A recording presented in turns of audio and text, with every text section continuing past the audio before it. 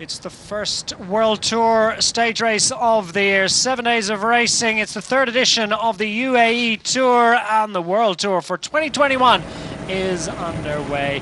So we've got 176 kilometers to get the UAE Tour underway in 2021. The ADNOC stage closes it down. Elia Viviani will be relieved, focusing, concentrating, as we see Mathieu van der Poel start to work his way up towards the front as well. Have they switched their thinking? We've got sprinters who've used up some energy here. Richesi is still trying to save a little bit and work his way up onto the wheel of Mathieu van der Poel. As Deceuninck Quickstep get control now, and they're going to set things up, we believe, for Shane Archbold, as he's trying to come from the back, and riders starting to get themselves. It's coming with a run from behind, but he's got work to do to get on board for Michael Morkov.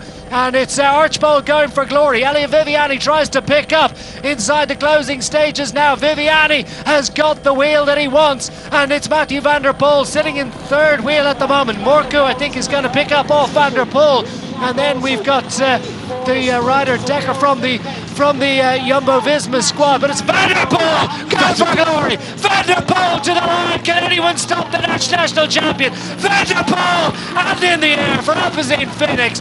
He has delivered in fine style for the lowest ranked team in this race, but he is perhaps the greatest star in the world cycling at the moment, certainly among them, and it's handshakes all round for Mathieu van der Poel as he It's a really hard race, and then I know that I can finish it off in a sprint, but yeah, I didn't expect it at all, and it's really nice to begin the road season with a win, of course.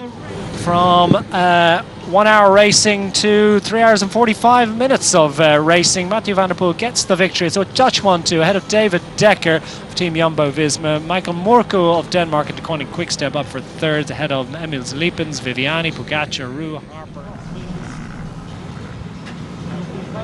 Stage 2. A wake out a route along the bike track of 13 kilometers in total. Winds and twists its way, not particularly technical, just the last couple of corners that are of any challenge to the riders. But what it is, it's pretty windswept, it's flat, and the wind will be certainly a factor, but it is certainly one for the power riders on their time trial bikes today. Seger, the flying Swiss rider, has recorded a time of 14 minutes and 10 seconds. It's going to be tough to beat. 55.058 kilometers per hour, just outside the top 10 here, but this is solid performance from an emerging rider. Hunkers down over the skis. Oh, following those pedals through to the conclusion. Do the gears slip? Well, what exactly has happened there? Ghana's coming through to the conclusion of this time trial. There's no issue here. He's going to take the lead of the time trial. This is surely going to be a winning contribution. Filippo Ganna breaks the beam. He breaks 14 minutes. He's 14 seconds. Pogacar has something for a sprint. He's not going to be in the top 3 here. Throws it at the line. 14 minutes and 20 seconds, 24 seconds down on Filippo Ganna, and perhaps a sense of frustration or a sense that he got it all out there. Who knows, a little bit south of 54 kilometers an hour, and Pogacar has completed. With good legs it's not easy. But finishing order of today's stage, it's Filippo Ganna that gets the victory. Another time trial success for the world champion, ahead of Stefan Biseger. Bjerg, Pogacar, Sanchez, Almeida, Valscheid, De Bod, Martinez and Brainley, your top 10.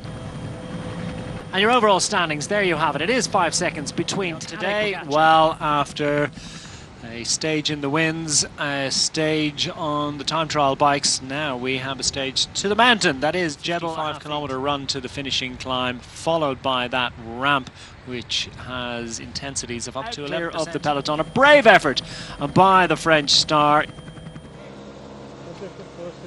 And Adam Yates has got a couple of bike lengths. Kuss is struggling to get there. Pogacar's having to put the head down, and he's making a huge effort to get on the wheel of Adam Yates. And Yates will surely persevere with this one, because he's eliminated pretty much everyone except the man that he vanquished by over a minute on this hill this time last year.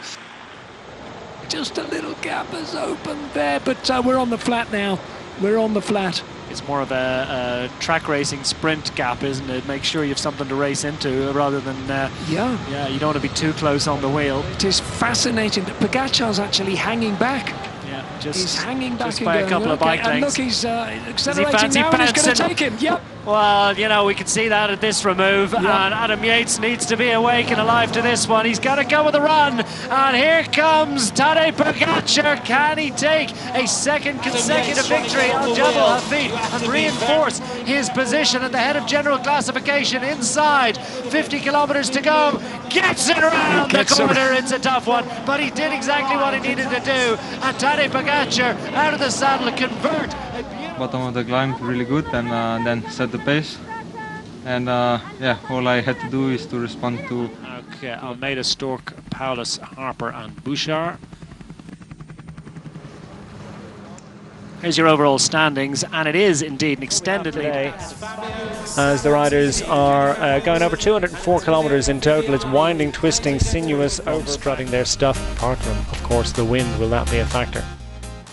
So the four jerseys presented on the start line at the remaining of this fourth stage of the UAE Tour. Who's it going to be? Team 100 meters to put him into prime position. Who'd bet against it? At the Israel Cycling Academy, as Andre Greipel believes. So too Quebeca Assos in prime position, close to the front as well. And the other squads are starting to jockey for position behind. Lotto Soudal need to find something. We're seeing the blue of declining quick step starting to move up. Caleb Ewan trying to pick out the right wheel, but on the front starting to move up. He's got the assistance. Case Ball goes for glory in the dark colours. Ackerman, the turquoise helmet, leads it out inside 200 to go. Pascal Ackerman, Case Ball coming with the run. Bennett's out of it. He's pulled away. Here comes Caleb Ewan with the run as well. Bennett's going for glory. It's going to be Bennett. Victory amongst the sprinters. Beautiful performance.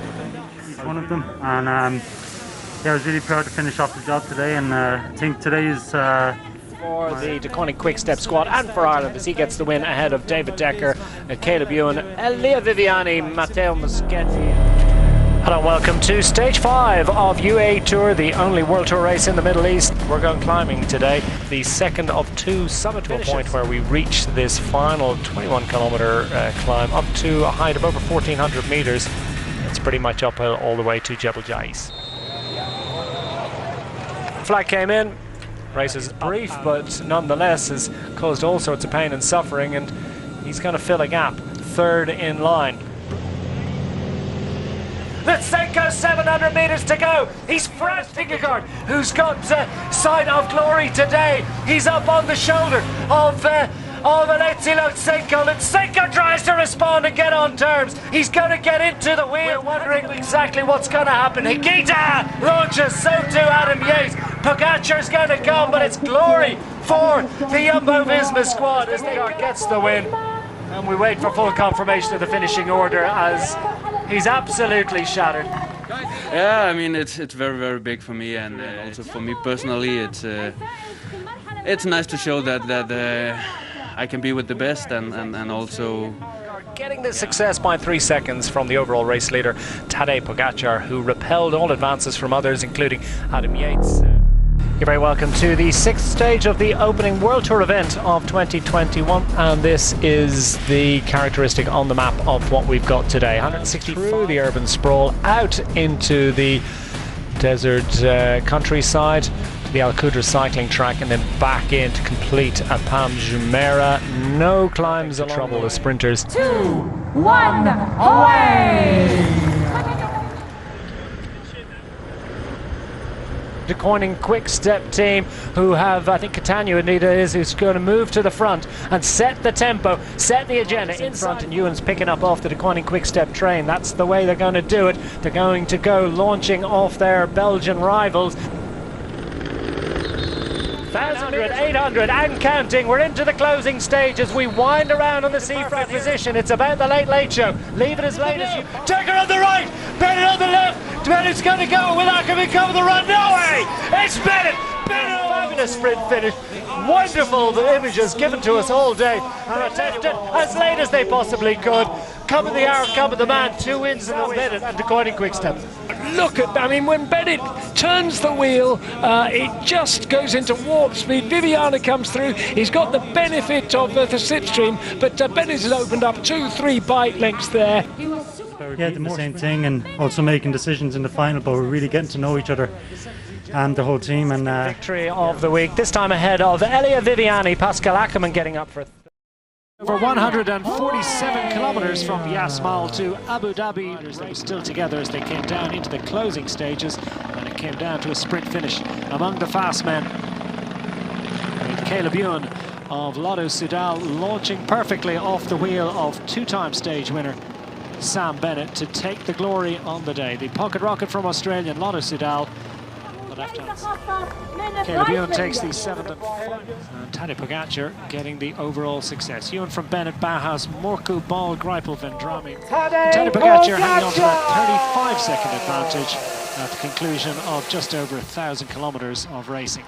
We thank His Excellency Dr. Muger Al-Khaili. 22-year-old Tour de France winner, winning for the home team.